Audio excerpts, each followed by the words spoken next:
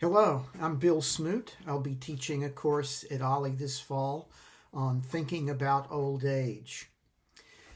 I've always been a kind of generalist, and in that way, I've always preferred teaching interdisciplinary courses that are really based on some sort of theme.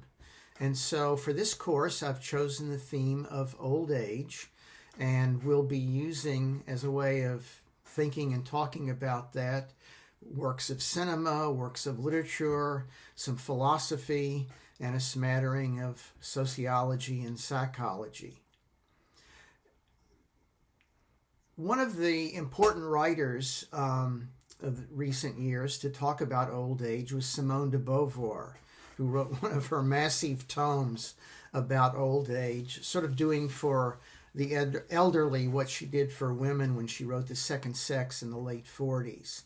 And in some ways, her view of the world is really based on a kind of fundamental idea that we as human beings are free, but of course we have a number of objective facts about ourselves, things that we can't control or can't change, what she called facticity. And so, to borrow Sartre's formulation of this idea, we're always free to make something out of what has been made of us. And so we'll talk about old age with regard to both sides of that equation, what we can do, the range of attitudes and actions and points of view that we can have about old age, and also about the facts of being elderly, the challenges that poses, and so on. And we'll be wondering along the way to what degree old age can be viewed as a decline, and to what degree it can be viewed as a transformation, simply a new stage of life. And of course, part of what we'll do then is talk about the relationship between being elderly and all of the rest of life, because in some ways, what happens in that elderly stage of life is that we tell the last few chapters of our story.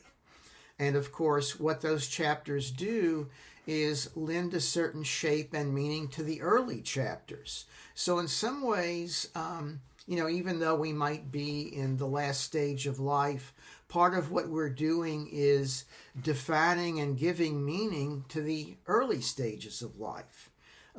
So being elderly is more than being elderly. It's being, fully and totally alive in a way that embraces all of life.